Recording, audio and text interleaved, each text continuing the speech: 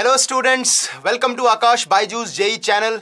सो आज मैं बात करने वाला हूँ एक बहुत ही इंपॉर्टेंट सेशन की, बहुत इंपॉर्टेंट टॉपिक की, जिसमें काफ़ी सारे बच्चे डाउट्स पूछते हैं और कंफ्यूज भी होते हैं कि सर हम लोग को जो मॉक टेस्ट हो रहे हैं, जो आप मॉक टेस्ट दे रहे हो जेई मेन 2023 के लिए, उसमें मॉक टेस्ट में अच्छे मार्क्स नहीं आ पा रहे हैं। जितने मार्क्स हमें रिक्वायर्ड है वो मार्क्स हम लोग नहीं ला पा रहे हैं। तो उसको कैसे इम्प्रूव किया जाए।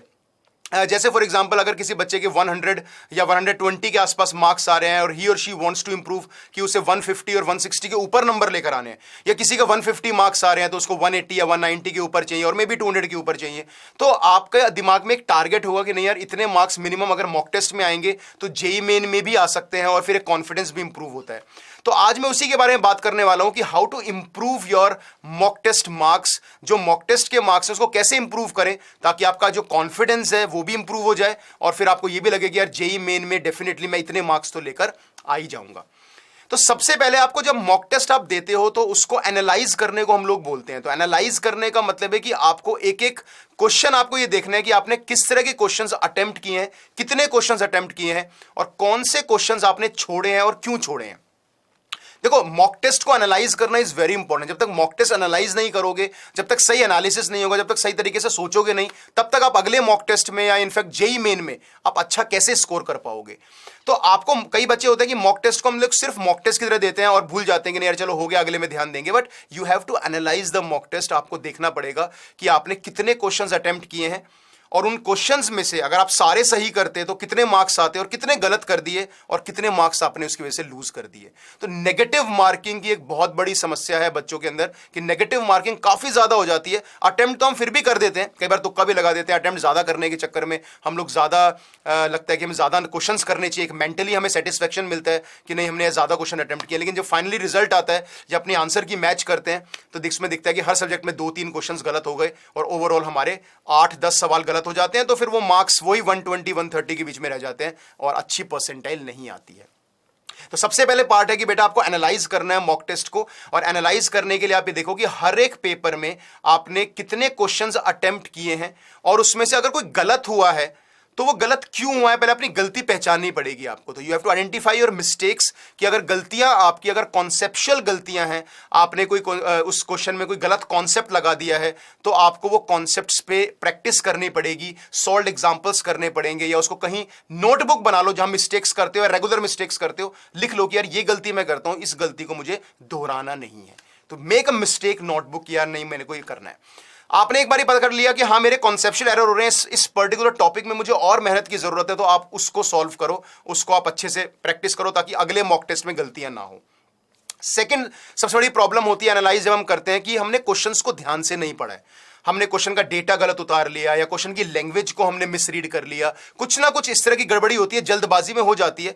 लेकिन अब आपको इससे ये भी पता चलेगा कि नहीं यार, मॉक टेस्ट में मैंने अगर ये गलती की है और यहां पे मैंने क्वेश्चन को थोड़ा सा गलत पढ़ लिया है या डेटा गलत उतार लिया है या लैंग्वेज थोड़ी मुझे कंफ्यूजिंग लगी है, समझ में नहीं आई है, तो आपको अगली बार ध्यान देना पड़ेगा कि मैं इस तरह के क्वेश्चंस में उलझ जाता हूं या इस चीज का ये मतलब होता है। तो आपने जो भी गलतियां की हैं, जो भी आप रेक्टिफाई करना चाहते हो, जो भी आपके दिमाग में आपको लगता है कि नहीं मुझे इसमें ध्यान देना है, प्लीज उसके लिए बेटा एक अलग से शीट्स या नोटबुक बना के रख लो। हर एक चैप्टर की अलग बना लो, यार इस चैप्टर में मुझे यहां प्रॉब्लम आती है, मैं हमेशा इस क्वेश्चन को गलत रीड करता हूं या फिर हमेशा कुछ ना कुछ गलत इंटरप्रेट कर लेता हूं, या यहां पे हमेशा फॉर्मूला में गलत लगा देता हूं। तो वो चीज अगर आप ध्यान रखोगे तो लास्ट मोमेंट पे जब रिवाइज करोगे तो बहुत फायदा होगा। ठीक है, तो आइडेंटिफाई योर मिस्टेक्स। अगली जो मिस्टेक्स हो सकती है थर्ड नंबर की, वो है आपकी कैलकुलेशन एरर। और कैलकुलेशन एरर में मैं हमेशा बच्चों को बोलता हूं, यार कैलकुलेशन एरर देखो सबसे होती है, हमसे भी हो जाती है, बट हम उसे मिनिमाइज करना है। हम पूरा जीरो नहीं कर सकते बट मिनिमाइज तो कर ही सकते हैं। तो उसको मिनिमाइज करने का जो तरीका है, जो मैंने आपको काफी बार भी बताया, डेट इज अपनी स्पीड को स्लो करना है ना। कैलकुलेशन एरर को एक ही तरीके से हम लोग सॉल्व कर सकते हैं। ऑब्वियसली प्रैक्टिस जितना करोगे उतनी कैलकुलेशन अच्छी हो जाएगी, बट वहां पे तब भी एरर हो जाती है, तो उसमें स्पीड को थोड़ा सा स्लो करना पड़ेगा आपको। तो जब मॉक टेस्ट देते हो तो don't set very high target, आप बहुत हाई टारगेट मत सेट करो, आप कोई छोटा टारगेट पहले सेट कर लो कि यार मुझे इतने क्वेश्चंस करने हैं और सारे सही करने हैं। एक तो कॉन्सेप्ट्स मेरे को आने चाहिए, जो कॉन्सेप्ट मुझे नहीं आता तो प्लीज उस क्वेश्चन को सॉल्व मत करो। ठीक है, क्वेश्चन को ध्यान से रीड करो, थोड़ा आराम से प्रॉब्लम सॉल्व करो, स्पीड थोड़ी धीरे भी होगी तो कोई बात नहीं, एक्यूरेसी अगर ठीक होगी तो एटलीस्ट आपके नंबर अच्छे आ जाएंगे। अभी आप सोचो, अभी बच्चों के सब देखो, सबसे ज्यादा प्रॉब्लम क्या होती है जब हम क्वेश्चंस को सॉल्व करना स्टार्ट करते हैं तो हमें लगता है हमें ज्यादा क्वेश्चन सॉल्व करने हैं और ज्यादा नंबर आ जाएंगे, पर नेगेटिव मार्किंग होने की वजह से आपके नंबर जितने आने चाहिए थे उतने भी नहीं आते हैं। तो आप ये दिमाग से मेंटल ब्लॉक को हटा दो कि आप बस ये सोचो कि नहीं, मुझे एक्यूरेसी पे फोकस करना है। चाहे मैं 12 क्वेश्चंस भी अटेंड करूंगा, अगर तीनों सब्जेक्ट्स में 36 क्वेश्चंस करूंगा तो मेरे 144 या 150 के आसपास मार्क्स आ जाएंगे। तो 12-13 का अगर आप टारगेट बना के चलते हो तो आप you will get more than 150 और 160 मार्क्स। अगर आपके मार्क्स अभी भी 100 और 120 के बीच में आ रहे हैं और इन्हीं एरर्स की वजह से आपके नंबर्स कट रहे हैं, चाहे वो कॉन्सेप्चुअल एरर हो या फिर आपकी प्रॉब्लम जो रीड किया आपने गलत इंटरप्रेट करने की एरर हो या फिर आपकी कैलकुलेशन एरर हो, तो कोई भी एरर होगी तो उसको निपटाने का यही तरीका है। तो analyse your mistakes, make a notebook और देखो कि इन एरर्स को कम कैसे किया जा सकता है। तो मेहनत करो, उस चैप्टर में, पर्टिकुलर चैप्टर में प्रैक्टिस करो। कोई क्वेश्चन आपसे नहीं हुआ, आपने देखा कि यार क्वेश्चन मेरे से नहीं हो रहा है यहाँ पे सॉल्व, या केमिस्ट्री में मुझे रिएक्शन याद नहीं आ रही, या मुझे क्वेश्चन, मेरे को एनसीईआरटी नहीं पढ़ी, इनऑर्गेनिक का सवाल नहीं हो रहा, तो आप उस चैप्टर पे मेहनत करो, है ना। कोई कॉन्सेप्ट गलती हो रही है तो उसके कॉन्सेप्ट्स को स्टडी करो। तो आप जो गलत सवाल हो रहे हैं उनको तो आप ऐसे रेक्टिफाई कर सकते हो, कैलकुलेशन एरर को आप स्पीड धीरे करके रेक्टिफाई कर सकते हो, एक्यूरेसी पे फोकस कर सकते हो। यार मैं कभी भी तुक्का नहीं लगाऊंगा, ये दिमाग में ठान लो, और कोई भी सवाल होगा मैं कम सवाल करूंगा लेकिन सारे सही करूंगा, ठीक है ना। तो ये ध्यान रखना। और कोई गलती ऐसी होती है कि क्वेश्चन रीड करके गलती हो रही है तो उसमें ध्यान से देखो और अपना फोकस बनाए रखो।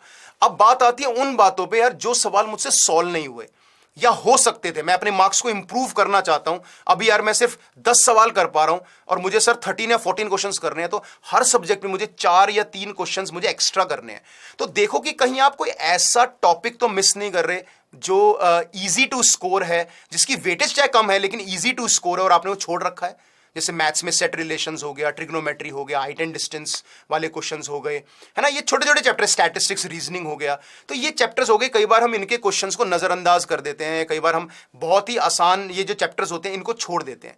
तो ट्राई करो, देखो कि आप कोई क्वेश्चन अटेंड कर सकते थे अपार्ट फ्रॉम कॉन्सेप्चुअल एरर कि यार ये क्वेश्चन मुझे नहीं आता, but apart from that try to see कि हर एक सब्जेक्ट में 3-4 सवाल या 1-2 सवाल भी ऐसे मिल जाए यार जो सॉल्व हो सकते थे, जिसमें मैं थोड़ी मेहनत और करूंगा। फॉर एग्जांपल बाइनोमियल में मुझे सीरीज नहीं आती है तो मैं एटलीस्ट बाइनोमियल में थोड़ी सीरीज के अगर फॉर्मूले याद कर लूं या वीडियोस देख लूं तो एटलीस्ट एक सवाल मुझसे बन जाएगा। तो ये डिटर्मिनेशन आपके अंदर होनी चाहिए कि इंप्रूव करना है, मुझे हर सब्जेक्ट में 2-3-4 सवाल एक्स्ट्रा करने हैं और उसके लिए मुझे किस चैप्टर पर थोड़ा फोकस करना है, कहां से पढ़ना है, ठीक है। आपको यूट्यूब सेशंस देखने हैं आकाश बायजूस पे, जो भी आपको करना है और या सॉल्व एग्जांपल्स करने हैं वो आप कीजिए। तो इस सारी बातों का अगर ध्यान रखोगे, एनालाइज ठीक से करोगे और किसी चैप्टर्स को और ज्यादा अच्छे से तैयार करोगे तो कहीं ना कहीं जो आपके जो मार्क्स लूज हो रहे हैं या आप अच्छे मार्क्स नहीं ला पा रहे हो, वो आई थिंक कहीं ना कहीं आप उसको कवर अप कर लोगे बेटा, ठीक है। तो इन सभी बातों का अच्छे से ध्यान रखना एंड आई होप कि जेईई मेन में आपका बहुत अच्छा रिजल्ट आएगा, ठीक है। थैंक यू सो मच बच्चों।